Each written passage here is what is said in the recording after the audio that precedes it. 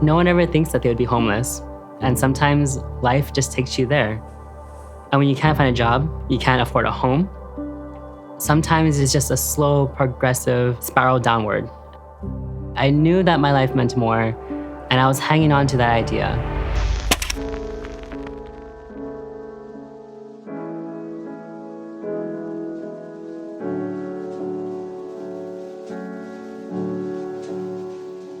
My name is Naya. I am the Talent and Business Operations Manager at Sephora.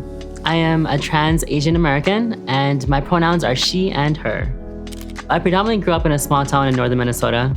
It didn't have that much diversity. Growing up there, I realized that I was different than everyone else. I was definitely performing the norm of my gender at the time because I played football, but I also knew I did it to make other people happy, and that's not how you live life.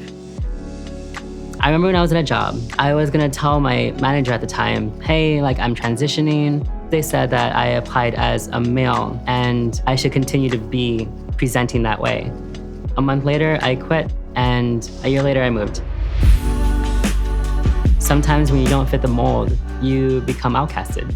We have inherent biases towards what we believe as gender norms. Even though I had a decent resume, it was hard for me to find a job. Everything just kind of got pulled under the rug. When I became homeless, I experienced so much internalized shame for going what I went through. I remember not wanting to talk to my parents, not wanting to tell anyone that I was staying in my friend's car for 4 months. It's just challenging to know, as much as you wanted to be successful in life, sometimes there are things that you just can't help. And those are the social economic challenges that trans people face in general. That struggle helped me learn how to find my own self-worth. And that's when I learned that I did have the grit and resilience to become who I am. I knew I wanted to survive to see my future. When it comes to Sephora, someone finally took a chance on me, and I was hired on as a seasonal cashier. I feel so grateful to have had my store director at that time say, yes, we'll give you a chance. We know you want more, and we'll give it to you. I did work really hard. Now here I am, 6.5 years later. I'm able to transition and work on myself in a very safe environment where I had supportive people who allowed me to be me.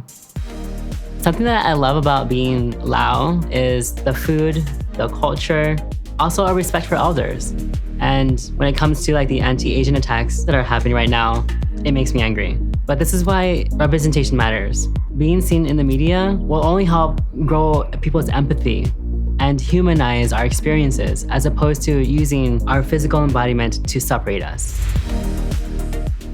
We are people with lived experiences, with a heart, with compassion.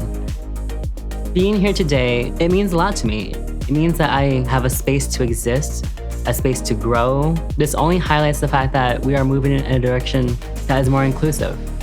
When I look in the mirror, what I see is a survivor. I see someone who is on a journey to bring beauty to people's lives.